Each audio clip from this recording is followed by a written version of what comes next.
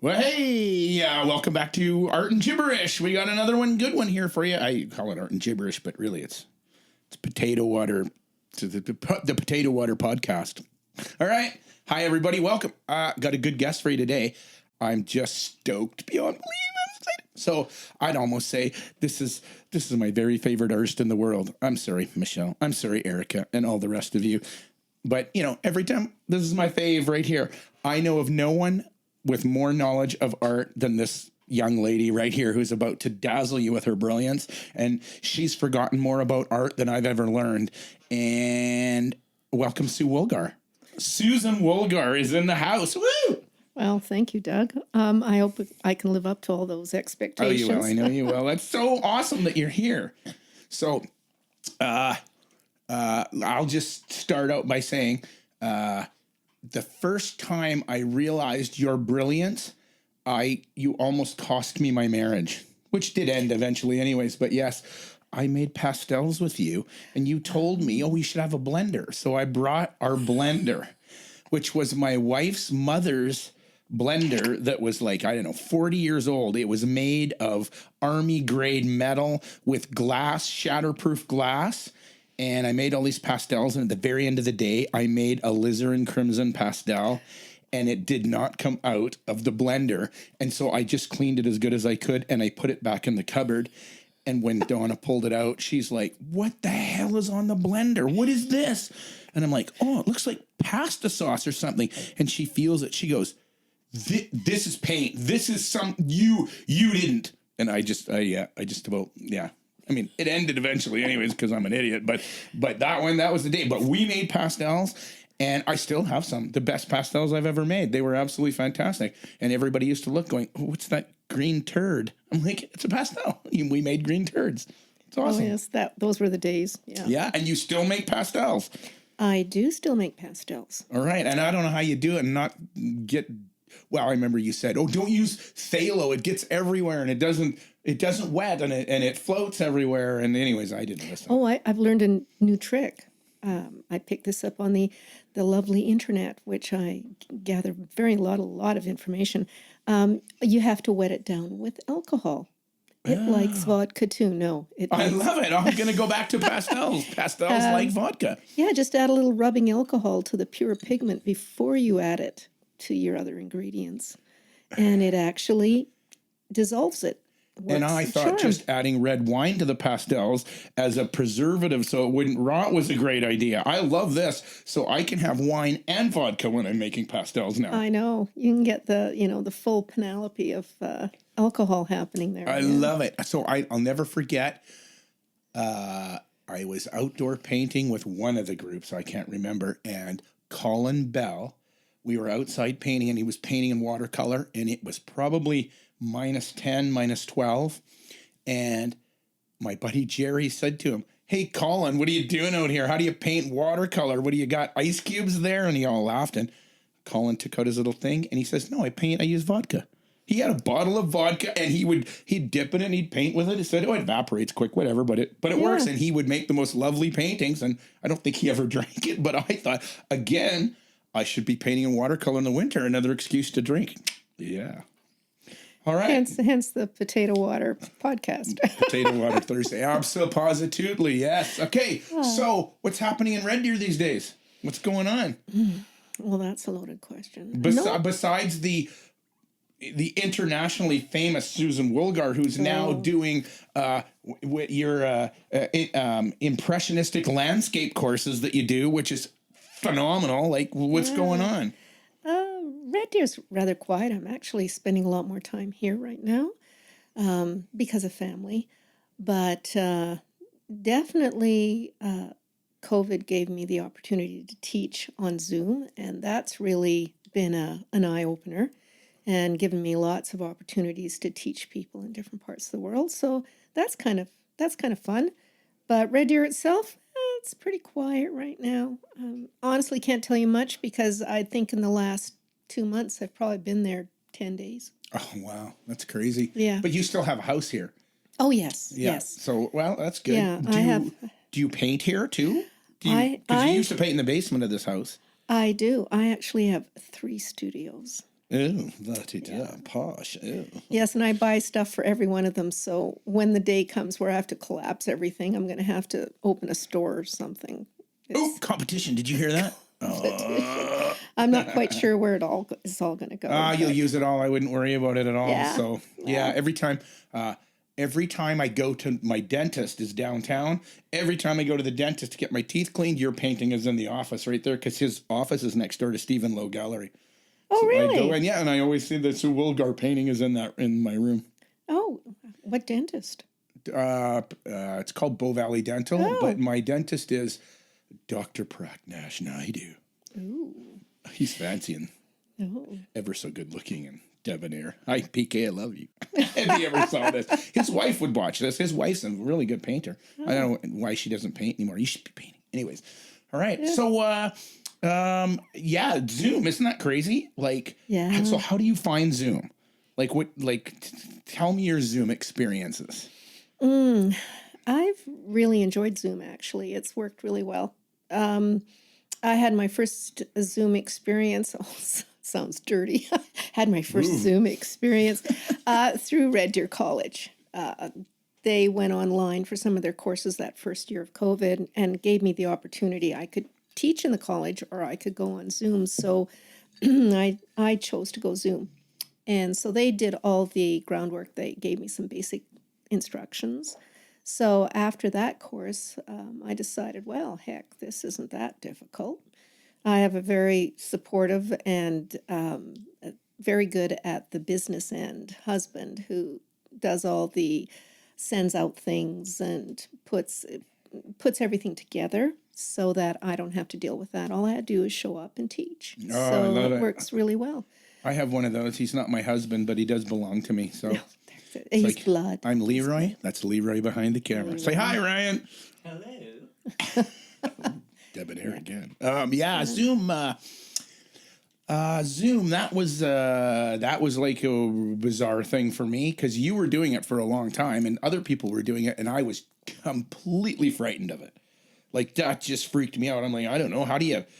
I don't know. And you said, oh, you gotta do this. You sent me links, do this. And then you said, oh, come, I'm teaching this weekend. Just jump on and watch what I do. So I watched the whole thing. And then, well, I shouldn't say that. I watched about a quarter of it. And then I did the circles and I started painting and I ignored the whole thing. Painted and tried to do some abstract painting while I was there. And I painted 4 abstract paintings that afternoon and learned nothing about Zoom, but I got 4 nice abstract paintings. Thank you very much.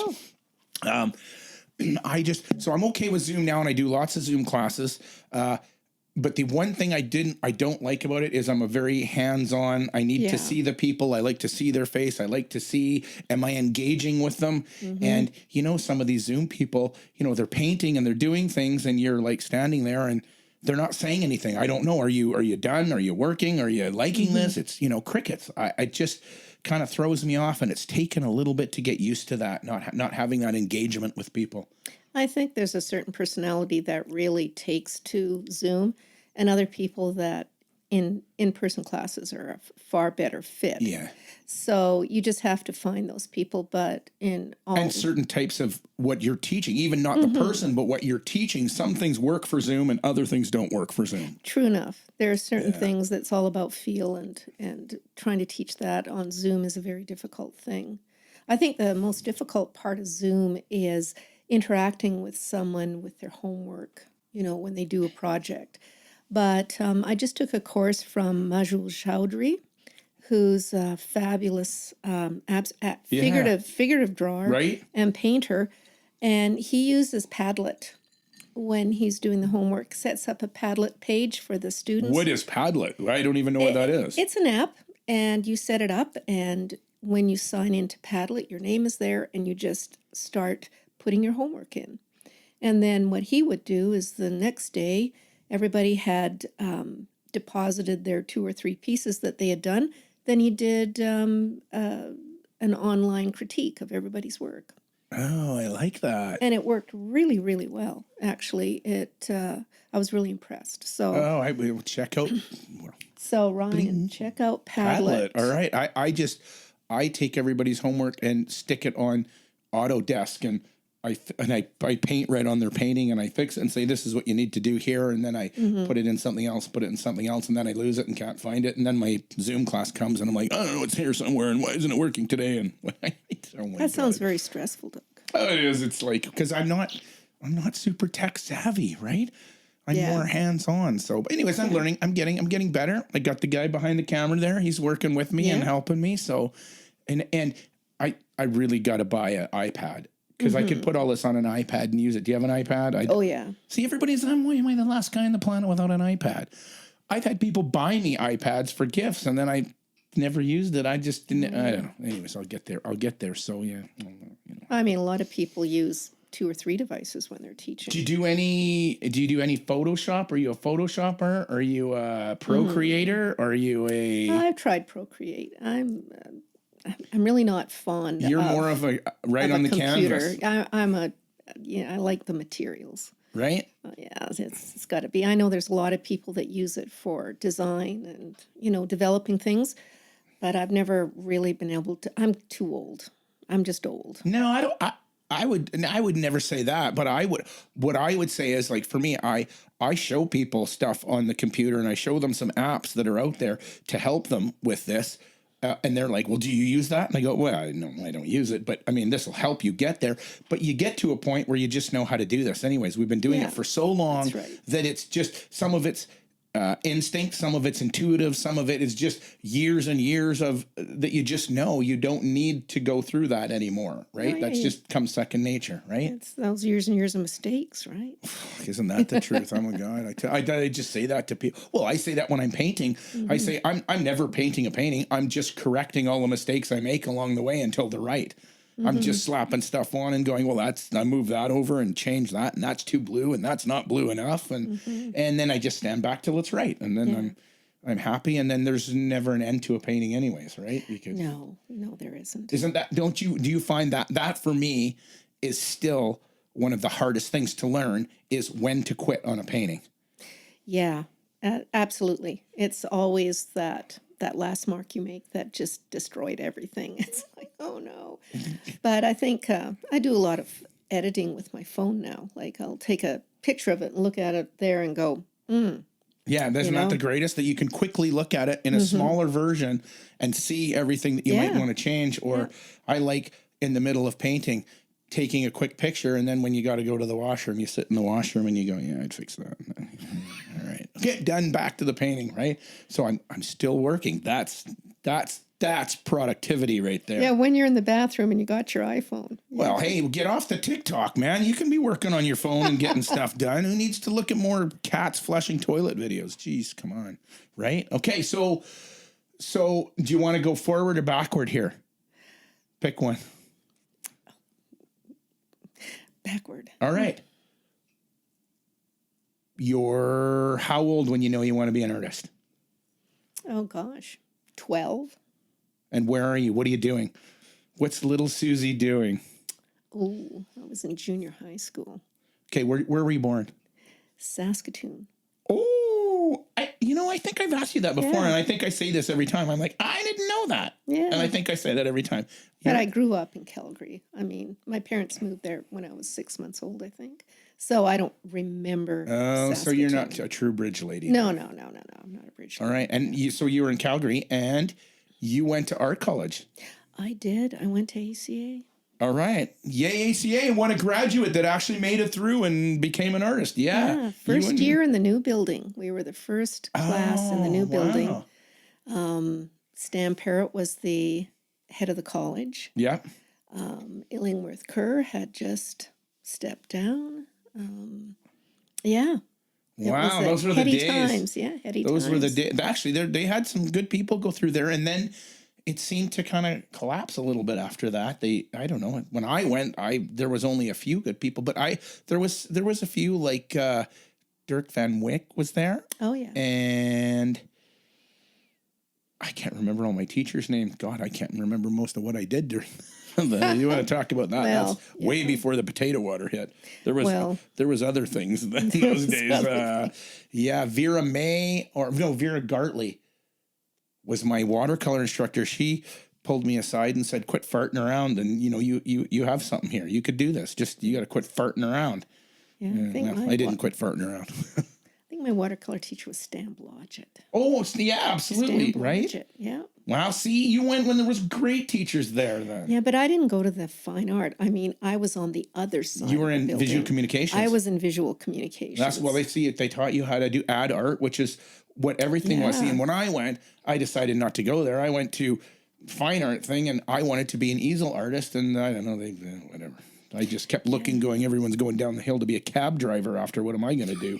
That's Jesus. precisely why I went and became an advertising artist. I thought, well, I want to actually make a living at something in art. So what? I want to go to art college. What does mommy and daddy say? They had no problems. Oh, that's awesome. But they didn't pay for it either, so. Oh, so they get no say. They had no say. I just put my through. And brothers and sisters? Oh no, you're an lonely only like me. Lonely only. That's why we brothers in arms. Yes. Right? That's right. Lonely onlys. Yeah. Yeah. And that's the pain and the suffering and the angst that we go through. Absolutely. It's terrible not knowing the pain of a wedgie from an older brother. I don't know. It's the pain of not knowing those crazy Christmas mornings. Oh yeah, right. Well, yeah. I always said, I mean, I don't know any different, so it's no skin off my back. I love that my sons get along famously. They're great friends. But I always sort of said, my mom and dad are gone now, so I'm an orphan, but there is no one else. I don't get the luxury of having a brother or a sister show up that you haven't seen for a while going, yay, oh my God, I haven't seen you for so long. And there's a family. I don't have that. So, I mean, I don't know what that's like or not like, but there's probably 100 people out there going, yeah, you don't know. You're the pain of my brother's coming over. Good God. Yeah. I don't have that either. Yeah. Well, everybody has their story, right? Were you spoiled? No. Yeah, me either. I got dick nothing. Dick nothing. No, I didn't get treated any different than any other kid on the planet because I was, they're like, oh, you're the only one. You must have great Christmases. I'm like, no, I sucked like everyone else. Just. Yeah. Okay. So art college, graduated, went off to work in advertising agencies. And where'd you work? I worked for Goodis Goldberg and Soren, which was a GGS, an advertising firm that was, I think, down east and had a branch in Calgary. And did you do like paste up work? What were you doing? Oh, no, I wasn't a paste up artist. I was the illustrator and designer.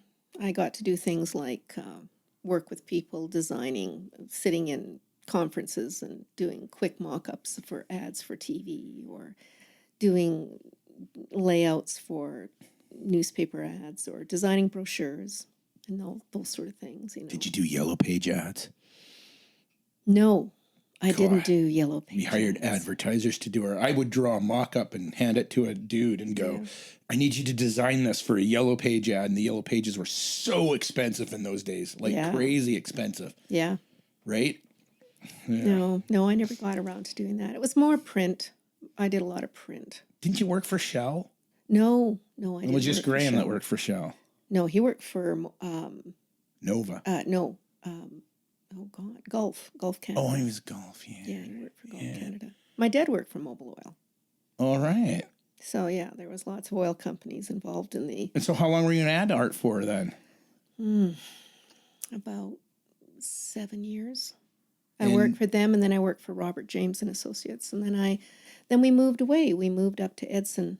To Graham, my husband, got transferred to a gas plant, so moved up to Edson. And guess what? There's absolutely no advertising agencies in Edson. So that's hence where I started painting, because there was nothing to do there, except make babies. Well, you had a few of those too, didn't you? Yeah, a couple. Yeah. Right? Well, I was in Edson. Yeah. They're not babies anymore. No, they're very not babies anymore. Very not babies anymore. Yeah, that's right. Do you remember then? So you're painting. Do you remember the first gallery you got into? Yeah, it was Stephen Lowe. Oh God, your first gallery, Stephen Lowe. Yeah. Okay, whatever. Next question. Ugh. Right? Yeah, that was. And I can't even remember it. And what were you painting in? Watercolor mostly, and a little bit of acrylic, but mostly watercolor. What leads you to pastel? How do you end up there? Oh, pastel. I got my first set of pastels from my father. They were a box of Faber-Castell, the harder pastels like the new pastels. The new pastels, yeah. He was the head of drafting for Mobile Oil, and they threw in this beautiful box of pastels in with a bunch of drafting supplies, which of course you don't use pastels when you're making maps and topographical stuff in the drafting department. So he brought them home, and that was my very first set of pastels, and I fell in love with those things. That's awesome. Yeah, I absolutely fell in love. Did some posters for the school, for the high school where I was going to school, and decided I really liked those things.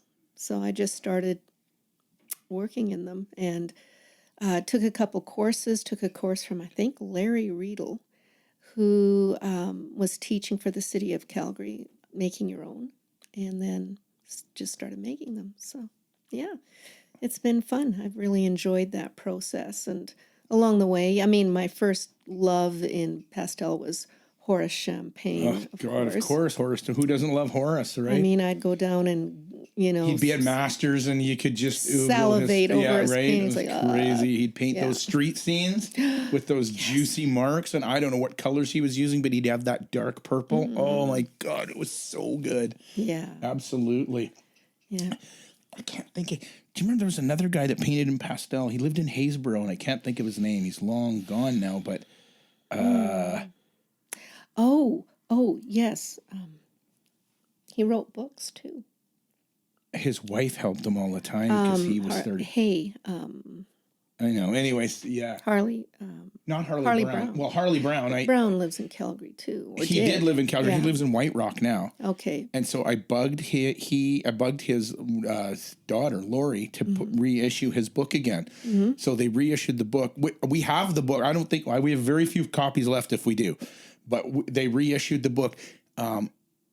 It's the best art book, I think, dollar for dollar that you can get. It's a little bit expensive, but all what he put in there is it's basically everything they never taught you in art school. That middle, the part where it opens up in the middle, and it's got all those rules or those 2 lines of little rules all the way through was just fantastic. That was I it's think gold. that's gold. Yeah. Oh yeah. Hi Harley, if you're out there, we love you still.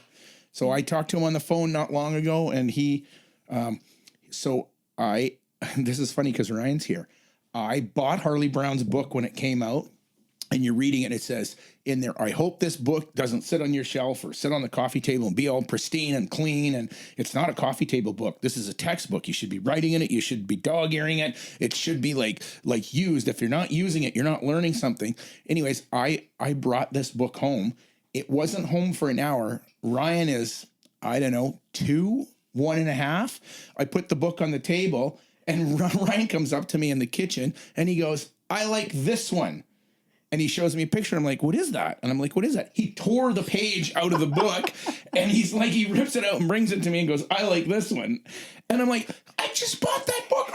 I so wanted to kill him. Anyways, I wrote to Harley Brown and said, you said something about your book. So I said, my son tore out page 69 and he says it's his favorite. Can I get a new page 69? It was a joke. He sent me a whole new book, mailed it to me, and there's a picture of him in the front where he drew a cartoon and it says to Doug, here's your page 69 in a whole new book. And he sent it to me, and I thought, whoa, that's so cool. That guy he's the best. He is. Yeah. But yeah, I'm almost certain he's the only guy. Well, he's the only Canadian to ever do a portrait of one of the presidents. That's the feature portrait in the White House. But he's the only pastel. They're all oils except for him. He has a pastel. He did Ronald Reagan. Wow. He's a god. He is. Next to you, yes. Oh yeah, next to me. Right? No, that's so good. All right, so you get into Stephen Lowe Gallery and you take off. So what's up now? What's in the future? Oh, what's in the future? So let's go back a bit. Let's talk about you being schizophrenic. Okay. Because you're a very schizophrenic painter. Because you paint sometimes very impressionistically and very, for lack of a better term, regular, like I paint. And then you have this whole abstracting the landscape thing. there's like two totally different people and they haven't merged yet. Are they going to merge, or are they getting closer together, or are you keeping those two people apart from each other? I don't think they're ever going to merge. But then I know lots of people, like, Gordon Brown is a fabulous oil painter, does very kind of traditional painting, but he also does beautiful abstracts. I mean, I think there's a lot of people out there now exploring two different venues at the same time, and there's no shame in that. Or No, not at all. but I think it has to do a little bit. I think I'm an undiagnosed ADHD, or maybe I've got a split personality. But yeah, I do pastels one way and acrylics another way. It's true. I have different styles. And I think that just has to go back to my beginnings as an advertising artist, and the training and the ability to draw. I still like that, but I also want to be a very intuitive, a wild painter too. So it's hard to reconcile those two things together. So when you go down to paint, do you know who's going to show up? Is it a predetermined thing? You know, or? that's a problem sometimes. I go down there as one person and I start working away and realize, oh, crap, this isn't going to happen today, and I have to change gears and go do something else. And you change in the middle? Yeah. That Do you happens. wake up thinking, do you go to bed thinking, tomorrow I'm going to do, like, let's ask this before we get there. How often do you paint? Just about every day.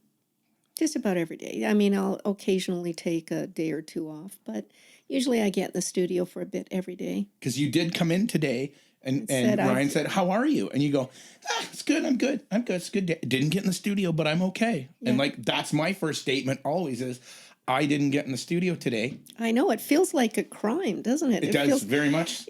I don't know. It's like you haven't eaten all your vegetables or something. It's like, you've done something horribly wrong. Yeah, it does sort of feel like that.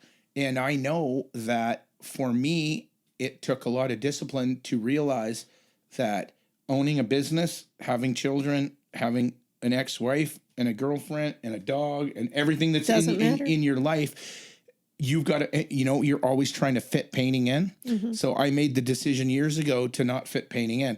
I get my ass out of bed every morning and I paint. I just go and do that before all of that hits. Mm-hmm. I'll fit everybody else into my life, but this has to come first. And if it doesn't, it's just so hard. I mean, you would attest to this. If you don't paint for 2 or 3 days, you go to paint and you feel rusty. You feel like, oh, that's a few steps back. Like, oh, I feel wobbly. I have to get back into this. That flow has to continue. Absolutely. Absolutely. And that's why they call it a practice. I mean, it's like a yoga practice or, any kind of a musical practice. If you're absolutely, and I just always say hockey players. Hockey player makes $4 million a year, and he plays 80 games a year. So he only has to play 80 games a year for $4 million. But every other day that he's not playing, what are they doing? Practicing. They're on the ice practicing, and you think that guy doesn't need practice? No, they don't need practice to hone their skills or learn new skills, but they have to stay on the top of their game, and you've got to be there every day. Or you like I say, I take 3 days off and I'm like, ooh. Yeah, I don't feel good. I'm wobbly. I'm like getting on a bike, it's wobbly again. Yeah, you gotta stay in the zone. Yeah, you have to stay in the zone. Right. And like Chuck Close said, inspiration is for amateurs. I just show up for work. And I think that's the secret. You just have to make that commitment. You make a commitment. If you're going to be an artist, you have to show up for work. You do. And if you want to be, if it's just an avocation, you're just doing it for fun, that's one thing. But it's totally fine. Look, you're taking art classes and you're farting around, you're trying to learn a little bit, and it's, for lack of a better term, a hobby for you. Yeah. Hey, no problem. That's okay. Right. And you do whatever you need there. But these people that, they want to be in a gallery, they want to step up, they want to make money at this. And they always show up for the class that says, how do you make money at this? They'll show up for that class, but they don't show up to the studio to paint. Yeah. And I always say, I've had many people say to me, oh, but you teach and you give all your secrets away and you give all the information away. And I'm like, wow, whatever. I give you anything. You want to know anything? Ask me anything. I'll tell you anything. Yeah. Because the truth of the matter is I could tell you everything I know about art unless you show up in the studio. It doesn't matter what I It's tell not you. gonna So it matter. doesn't, No. I don't care. You can have it all. Yeah. Yeah, absolutely. I concur. Yeah, Absolutely. all right. That's exactly what happens. So Mr. and Mrs. Straight Up and Crazy Abstract Lady, they're not going to meet then. They're not going to hang out together then. They have a hard time. Yeah.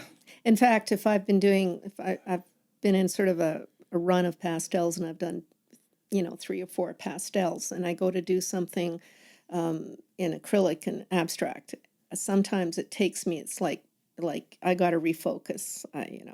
I have to put on some crazy music, dance around or something to get my head out of the more being Yeah. representational, You do follow a groove Yeah, for a little you bit. follow a groove. I sort of always call it ride the wave till it crashes. Yeah. Because you'll do one painting, you'll go, oh, this is fantastic. This is kind of a little different. I like it. And then you do another, oh, this is good. And then you do another one, oh, this is fantastic. And then you do one, well, that sucks. This is terrible. And then all of a sudden it crashes and you go like, oh, yeah, whatever. I'm Yeah. out. Next. Yeah. Bring on the next thing. Yeah, yeah, and it's very elusive, isn't it?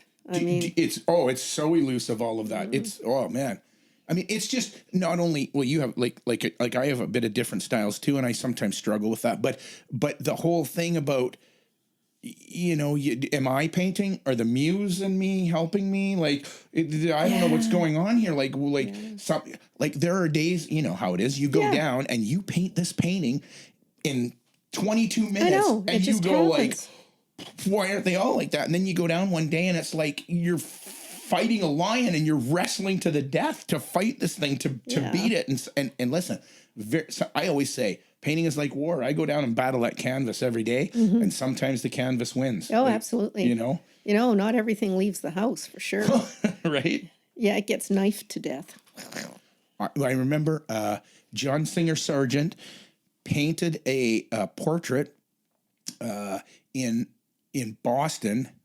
I may get the story wrong, but he painted a portrait, wherever he painted it, and it was a commission. It was already over a year old, and he sent it from England back to Boston to a friend of his who painted and said, I'm sending you this painting. I can no longer deal with it. Please do one of 2 things. Finish this painting and I will pay you the portion of the commission, or put your bumbershoot in it and open it. Meaning stick an umbrella in, open it, and tear the fucking thing apart, because I do not want to see it anymore, and I don't care if I get paid for it. I've spent a year on this thing, and as Sargent always said, a portrait is just a painting of a head with something wrong in the chin area. Didn't hear that one before. This bugged him, this little area down here. He said, I can never get that right. Anyways, some things they can't leave the studio. No, absolutely not. And I remember when I went out to New York once and had the opportunity to visit Brian Rutenberg in his studio, and it was amazing. Was he there? Did you go in? Oh yeah. I met him, and he's this great tall guy. He's like 6'5". He's huge, and his studio just. Absolutely. He's got big buckets of brushes my God, so cool. Sitting in turpentine. Like the place absolutely reeked, of turpentine. And he had all these canvases, and he said, lots of things don't leave the studio. And that's someone who's very, very well known and very absolutely. accomplished. Like that's but everybody has that. Everybody has. Every musician, I'm sure there's actors that have takes that they just don't ever put that out. Don't ever let anyone know. I just said that online. But don't you find that's a problem, that people want everything they do to be good? We've brought that on ourselves because look at, like I've always said, if I'm going to write an art book, I'll write an art book, and in the back, I'm going to show you the 100 worst paintings I've ever done. Right. Okay. Well, every art book, you go buy a record. What is it? Usually it's the greatest hits. All we want to hear is the good stuff. No, you don't buy every art book I own. These are the books that I have here are all on artists. It's all their good, but they never show you the shit. No. Right. We've come to expect all good. And then you get this clouded judgment that happens that everything you do is good. And I show people in my studio now, I have 2 sections. That's the dump. Let's go into the dump. This is the wall of confusion that I'm not sure whether it should stay or go. Oh, I like And then that. I have a wall. I have another one that's like, that needs to be fixed. So I'm okay with that. I'll fix that. But this wall of confusion, is it good? Is it bad? Do I do? Until I finally just move on, keep going forward. You need to go forward. Do not rear view mirror paint. No. You know, people, and they're looking back all the time, and they'll say, well, I painted this painting 5 years ago, and I was wondering about the tree. And I'm like, you know, look, if you're a hobby painter, I get it. But people who paint constantly pulling back these paintings going, dude, that's 5 years ago. You should be someone totally different than 5 years ago. You should be way on into the future doing stuff. But doesn't that, I find that that's a bit of an issue because people come to expect you to do something. And if you don't do it, if you're now evolved in doing something else. Galleries especially. Especially galleries. They don't want you to change. They don't want want you to to pigeonhole change, you big time. Absolutely. And that's hard to grow as an artist. And it's hard to grow. That begs the question then, do you sell regular Sioux paintings in the same gallery as abstract Sioux paintings, or do you separate them? I find that I hardly sell any Sioux paintings because my work isn't as popular as my old work, you know, and I refuse to paint the old work. I just can't. The tighter, more super realistic the more stuff. Representational work. I just can't. Well, you can't go back. You're not there. That's not who you are. No. But so you're fighting galleries on that now. Yeah, well, I fight that galleries. They're pretty good, actually. They're open, amenable, but it's their clientele.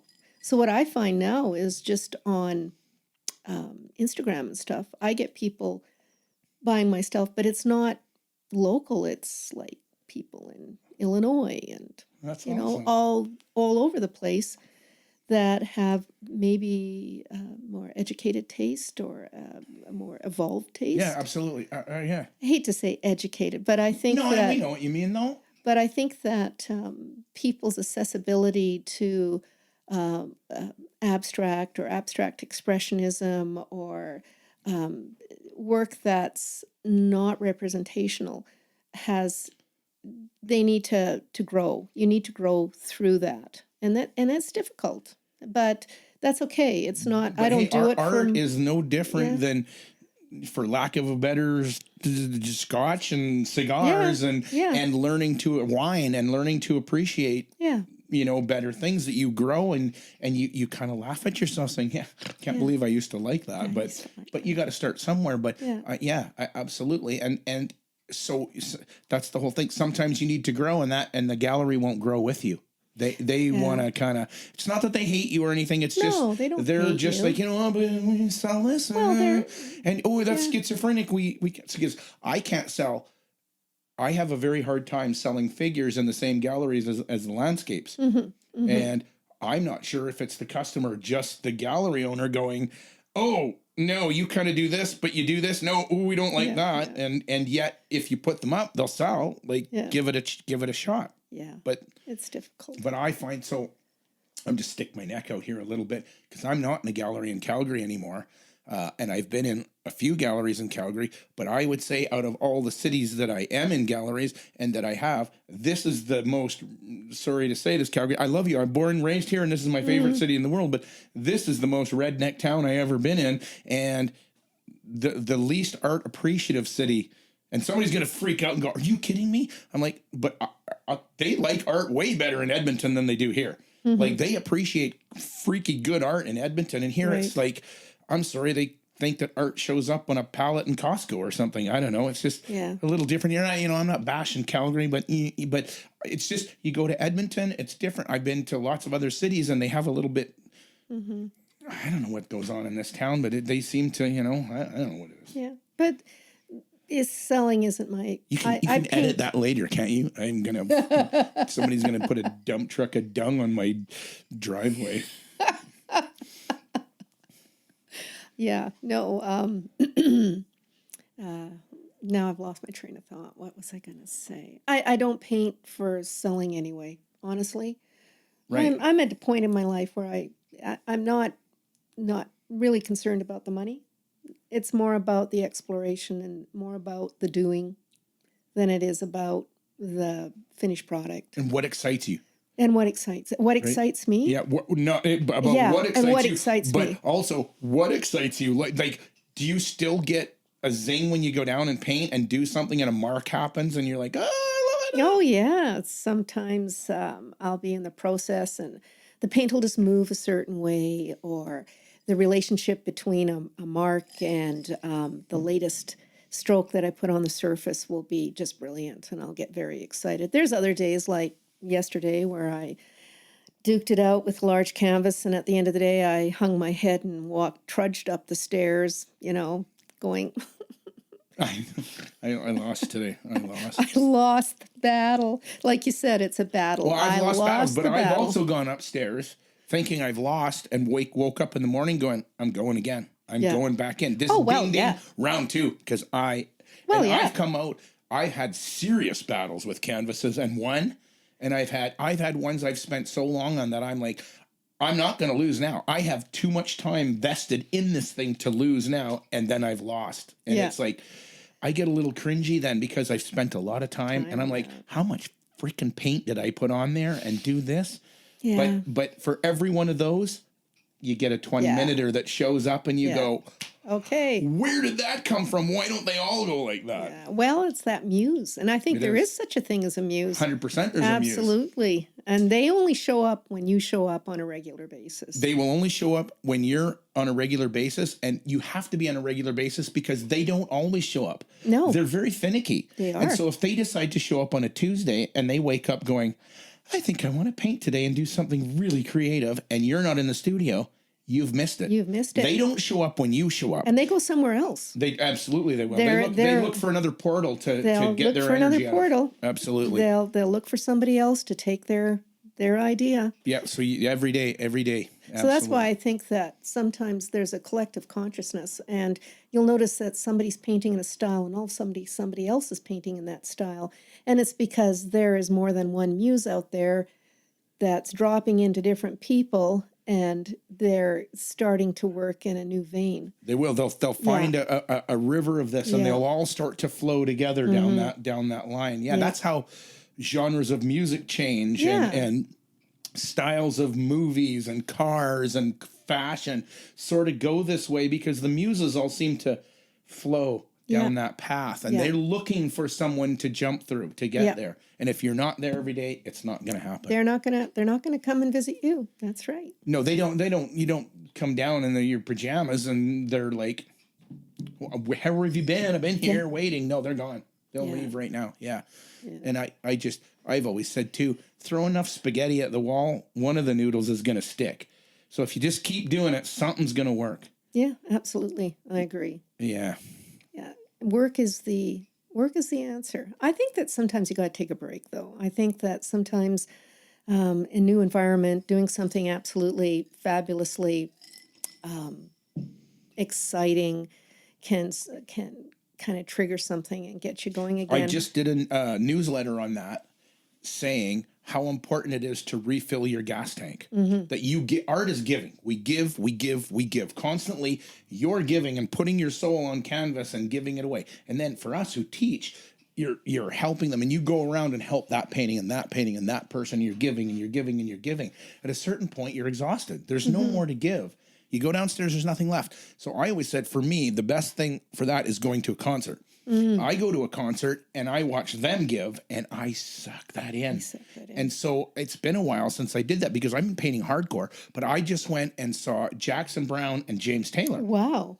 And so that was just crazy. It was a last minute thing. I didn't actually go because I thought, James Taylor, kind of a sleepy guy, has been around forever. Don't get me wrong, I like his music, but really at concert I wanted to watch a guy.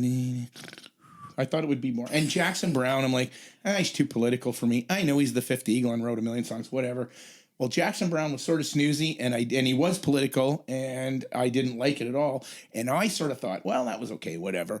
I said, oh, here comes James Taylor. I said, I give him 3 songs. If he's as snoozy as Jackson Browne, I'm out.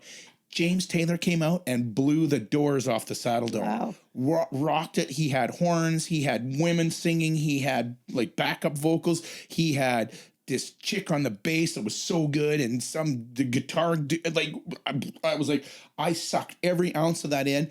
And then I got up the next morning and painted a 40 by 60 cloud painting in no time at all. And I was so happy with it. I was just like, all that extra juice that I got from him flowed out. So yeah, you got to take a break, but you need to recharge the batteries. Yeah, absolutely. If you don't recharge your batteries with someone else's energy, take in their energy. Yeah, absolutely. Hard, yeah. All right. So what's next? What's happening next? Where do you think this is going? Do you have something secretly you want to try? You know, I think I've got enough mediums going as it is. I think sometimes I'd like to find a new way of fusing them together, working with them, but I'm already doing a lot of mixed media anyway. Just trying to push I'm probably going to go straight abstract. Right now I'm doing abstracting the landscape, which is, taking my cues and my inspiration from the landscape. Pull your full Richard Diebenkorn out. Yeah, my full Richard Diebenkorn right out, and my Joan Eardley, and get those marks in there, and play with that, and just really work with that. But I keep finding myself in my studio every once in a while. It's like, why do I have to follow any of this? Why can't I just put That's it the on hardest there? thing in the world, though, to not follow what you're trained, and then the brain keeps saying, well, you did this for the last 20 years. Well, this is what we do then. And oh my gosh, so hard to break that. It's hard. I paint figures, and I look at that Iriana Yermolova chick or whatever, and I'm like, why can't I just take the rudiment of the figure and pose it and then just make a painting out of it? Why does it always turn into a stupid figure? Like, why is it always like what she paints? So much so I wrote her, because she's Ukrainian. Right. And so I told her, you can come here and live. I got a house. You can come stay for free. I got a studio, whatever. And then she wrote me back and said, I haven't lived in Ukraine for like 9 years or something. She goes, I live in England, and she's doing fine. Like, yeah, she's doing just she's great. doing just fine. And I was like, well, there goes my free abstract figure lessons I thought I might trade. Anyways, she don't care. She's doing whatever. It's so hard. I just find it so hard to break away from the shit that you do every day. Like, it's just so ingrained in you. It is. And, top that with 4 years of advertising art, that's even more difficult. But do you find it hard? Do you find it hard to switch between studios? Like, is that a thing? Like, rather than having one studio where you could just focus on trying to go somewhere, do you get into habits in different studios? The lighting's slightly different between the studios, so that's always an issue. I've spent my whole 4 decades trying to get the perfect lighting. It's just, I had the studio that faced north, that didn't work. I had the studio I've done all that too. I get $7 million worth of lighting down the drain, and then somebody goes, "Oh yeah, Rembrandt painted with a candle. You might try that." I was like, "Ain't that the truth? Like, what am I doing with $65 bulbs?" In my thing, and Rembrandt had a candle, some kid holding a candle. Move it, it's not good. I'm trying to paint. Can you imagine? I know. Well, of course, he only painted in brown, so. That's true. He didn't have to use a lot of color. Yeah. No, so, all right. So, maybe we're going to see some fancy new stuff pretty soon here, and you're going to fuse this. Go. Have you done all abstract? Have you? Occasionally things get pretty I've abstract. seen some that are pretty abstract that I like. Abstract, yeah. There's always an element or a passing relationship to a landscape, but some of them I'll start painting, and it doesn't matter how hard I try, it ends up looking it's like representational. Rocking on a bar, and you're just touching that handle because you got to get your balance right. You can't kind of just do it. You got to hang on, right? Yeah, just hang on. You're just that a close. Just a little bit. Well, hey, maybe you're gonna let go here soon. We're gonna throw some pictures up of both your styles and see, and we're gonna everybody. What's your abstracting the landscape? Do you have a website for that? What is it? Where do you go to get that? I'll tell you now. I'm just gonna say this quick while we're on here. I took this class, and it's everyone should take this class. I don't care if you want to abstract or not, but if you want to loosen up a little bit, you should. And the swirly, colory, drawy circles and then paint inside the circles, that helped me immensely. And I've been painting for 30 years, and that really broke me out of some things. That was a fantastic lesson that I learned. And just the simple color things that you do. Okay, so Susan Woolgar, Abstracting the Landscape. Go check it out. You got it. That's the thing. Go take a Zoom class. Trust me. You will thank me later. I promise. Yeah. Instagram. Look on Instagram. Instagram, Susan Woolgar. Yeah, right. that's everything's on there. Thank you for coming out. Thank you for being here. Thank you for hanging and sharing a little glimpse into your life and whatever. You know, you're so much fun to hang out with, Doug. We've known each other forever, hasn't it? Forever, right? ever. Right? You're the best. All right. Okay. Potato Water Podcast. Whatever. Okay. Art and Gibberish. 10-4, everybody. Peace and love. We'll see you later.